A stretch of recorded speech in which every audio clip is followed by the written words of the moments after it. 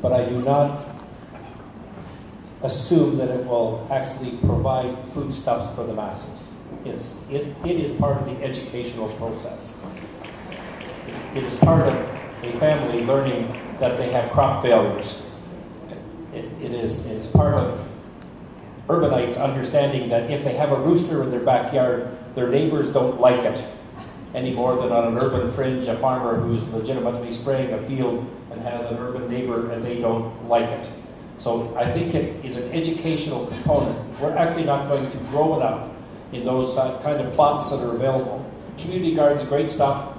Notion was about 20 years ago to do exactly what you're talking about and use all the hydro corridors, publicly owned land, to create community gardens. And that all worked until the consumers thought, well, we're going to get such vibes from the electricity that we won't be able to eat the product, right? So I think there's an educational component to this, but I don't view it as replacing food. No, I'm not arguing. And to some extent I agree, but for a different reason. I get really worried about a whole bunch of chickens in the backyard with a whole bunch of other animals because much higher probability of disease coming in. And if we all of a sudden get avian influenza in a rural thing, it'll devastate all of our primary agriculture because it doesn't matter. All the consumer thinks about is avian influenza. Chickens are out. Eggs are out. No logic. So when H1N1 hits in Mexico, bang, our pork, swine, we call it a different name, swine flu. The consumer says, I'm not touching pork.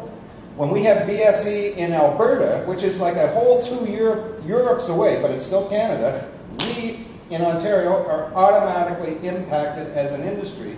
And if I start having a whole bunch of things that are not in that, what I call the maintenance of health for herds, and we got all this interaction going, I think it's a recipe for a whole bunch of disease outbreaks, and at the end of the day, primary agriculture will have a major problem.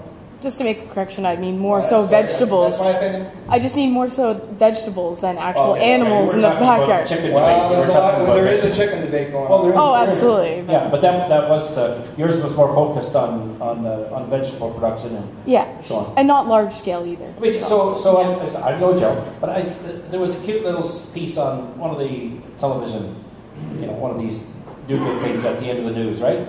Where the chef had them up, and I don't know if it was on the Royal York or not, but it might have been because they have one, into the spice garden, and they're doing this stuff, and they're doing this stuff. And you go, good Lord, like, we're growing enough spices in that 4x8 wooden box up there to do 4 tables in the restaurant. But it's good education, right?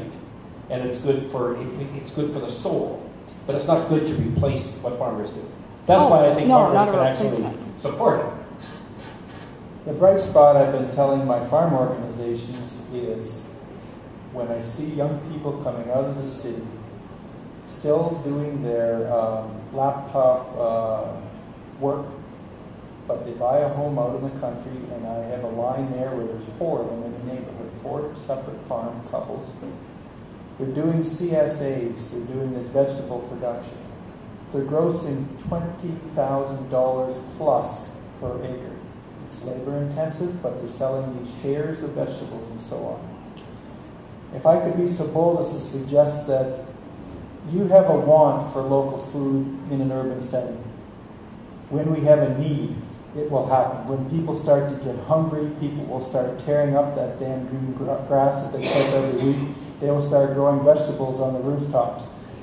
Until that time, maybe the transition, back to my transition, 2-step process here. If we could find the ways to encourage and give incentive and find ways to facilitate the people who authentically do want to farm. The only reason they're coming out and buying 50 acres and doing it the way they do it, it's damn hard work, is because of necessity. They know they want to farm, they know that people want their food, and they're doing it that way because they think it's going to work. I hope it does. In many cases it is, because it's a high turnover of cash, but they still have to subsidize it with 2 full-time jobs to subsidize this damn habit of producing food for city people. So I think as that grows and expands, it'll push us big crop farmers away because we can't compete in terms of value per acre and labor, and that then will facilitate the ability to grow that kind of farming back into the urban centers so that when the need comes, the availability will be there.